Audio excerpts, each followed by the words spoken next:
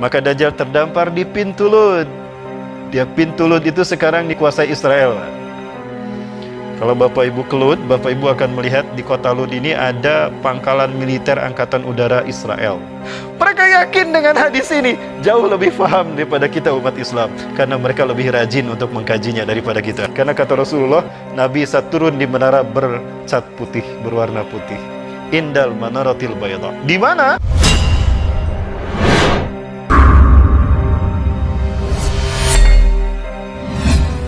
Ya, turunnya Nabi Isa alaihi salam. Di mana Nabi Isa turun, Bu? Pak, di Bangkinang? Biar Nabi Isa turun di Bangkinang, maka itu menara dicat putih. Karena kata Rasulullah, Nabi Isa turun di menara bercat putih, berwarna putih. Indal manaratil bayda. Di mana? Di Damaskus Timur. Satu-satunya masjid yang bermenara putih di Damaskus Timur adalah di Aleppo, Masjid Umawi. Di masjid itulah Nabi Isa turun. Dan saat itu akan melaksanakan sholat subuh. Kaum muslimin akan sholat subuh berjamaah. Waqad uqimatis sholat, dan sholat sudah dikumandangkan qomatnya. Wa huwa yusawwu sufufakum, dan imam kalian meluruskan saf sholat kalian. Maka turunlah Nabi Isa alaihi salam. Fanazala Isa bin Maryam ala janahain malakain. Ya, di sisi menara putih. Ketika itu kaum muslimin akan melaksanakan sholat subuh berjamaah, dan imamnya meluruskan saf sholat kalian. Istawu sufufakum, luruskan, rapatkan sholat kalian, saf sholat kalian. Fanazala Isa bin Maryam indal manaratil bayda ala janahain malakain. Memegang dua sayap malaikat, turun Nabi SAW. Maka ketika Nabi Isa turun, faqala imamukum, maka berkatalah imam kalian, ta'al ya Nabi Allah, sholli lana, mari Nabi Allah, imami kami sholat, silakan Nabi Allah. Apakah Nabi Isa jadi imam sholat? Pada saat itu tidak, Nabi Isa menolak menjadi imam. Maka yang menjadi imam adalah Imam Mahdi. Apakah Imam Mahdi lebih mulia dari Nabi Isa? Tidak. Tapi setiap Nabi dan Rasul, jika hidup di zaman Rasulullah, wajib meninggalkan tugas kenabian mereka, beriman pada Rasulullah, dan menolong dakwah Rasulullah, menjadi makmumnya Rasulullah SAW. Karena Imam Mahdi yang memimpin pelaksanaan sunnah pada saat itu, maka Nabi Isa ittiba kepada sunnah Rasulullah, makmum di belakang Imam Mahdi. Bukan berarti Imam Mahdi lebih mulia, tapi para Nabi telah bersumpah di hadapan Allah akan ikut kepada Rasulullah sebagai umatnya. Quran Surat Ali Imran ayat 81-82. Selesai sholat subuh berjamaah, maka Nabi Isa AS mengatakan, iftahil bab, buka pintu masjid itu. Ketika sholat di masjid ini selesai, sholat subuh selesai dilaksanakan, maka pintu masjid ini dibuka. Ketika pintu masjid itu dibuka, maka tampaklah Dajjal dengan 70.000 pasukannya. Sayati Dajjal wa yattabi'una sabuna alaf al-yahud min wadi Isfahan ala jabhatil farash. Dajjal akan datang kepada kalian, dan dia akan diikuti oleh 70.000 pasukannya dari lembah Isfahan menggunakan jubah Persia. Berarti pengikut Dajjal saat itu dari Iran datang. Mereka adalah bangsa Yahudi Iran. Ya. Bapak Ibu, kemudian begitu melihat Nabi Isa, Dajjal berinding dan mencair keringatnya bagaikan garam yang mencair. Andaikan Nabi Isa cuma melototin aja Dajjal, mati tuh Dajjal. Kencing di celana dia. Dilihatin aja gini, mati tuh Dajjal. Lau yatsruku lamata binafsih. Andaikan Isa bin Maryam membiarkan Dajjal sendirian, dilihat begitu aja, mati sendiri tuh Dajjal. Saking dahsyatnya aroma Nabi Isa alaihi salam.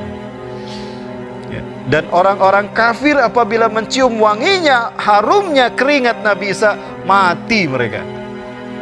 Ya, nggak jauh beda dengan saya, Bapak Ibu. Kalau Bapak Ibu mencium bau keringat saya, pingsan Bapak Ibu. Hampir. Maka Dajjal lari dari Nabi Isa dengan tergopoh-gopoh. Ketika Dajjal lari ke barat, Nabi Isa sudah di barat. Mau kemana kamu? Kamu gak bisa lari. Hari ini kamu milik saya. Sini. Lari lagi ke timur. Nabi Isa ada di timur. Sampai habis tenaga tuh Dajjal.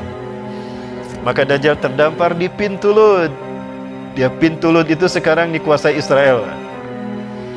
Kalau Bapak Ibu ke Lud, Bapak Ibu akan melihat di kota Lud ini ada pangkalan militer Angkatan Udara Israel. Kenapa didirikan pangkalan udara di sana? Karena mereka yakin Nabi Isa akan turun untuk membunuh Dajjal. Jadi kalau Nabi Isa turun akan ditembak sama mereka. Begitu. Mereka yakin dengan hadis ini, jauh lebih paham daripada kita umat Islam, karena mereka lebih rajin untuk mengkajinya daripada kita. Betul? Tuh kan, jujur. Sementara pengikut Dajjal mati ketika mencium Nabi Isa. Sebagian mereka lari tunggang langgang. Bersembunyi mereka di balik batu dan pohon berkata, "Ya Muslim, ya mu'min, ta'al fil wara'il yahud uqtulhu." Di sini ada orang Yahudi di belakang saya, bunuh dia. Illa gorkod, kecuali pohon gorkod. Fa innaha syajaratil yahud, karena gorkod adalah pohonnya Yahudi. Dia nggak ngomong. Ada orang Yahudi tidak? Tidak ada. Ada orang Yahudi tidak? Tidak ada. Udah, kamu diam di sini, aku nggak akan ngomong. Ya, kecuali gorkod. Baik Bapak Ibu rahmati Allah. Kemudian maka habislah orang-orang Yahudi pada saat itu, dan Dajjal pun mati di pintu Lud, dibunuh sama Nabi Isa SAW. Setelah itu Nabi Isa akan menuju ke Al-Aqsa. Nabi Isa sholat berjamaah di sini. Namun sebelum sampai ke Masjidil Aqsa, di perjalanan Nabi Isa melalui Tur Sinai.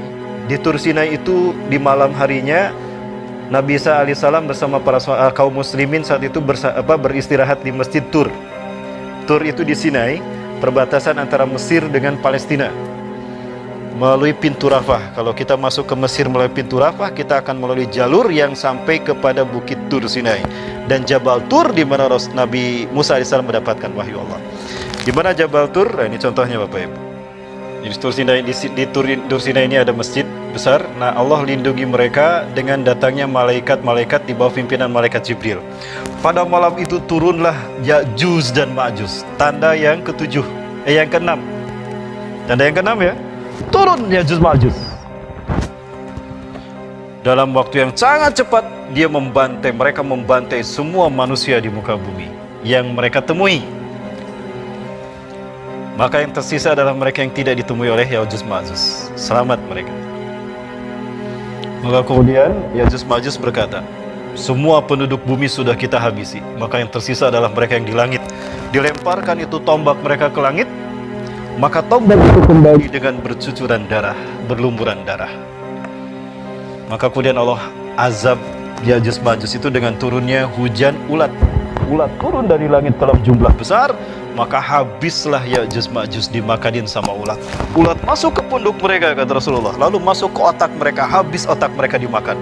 Mata mereka dimakan, jantung mereka dimakan, sehingga tinggal tulang belulang mereka.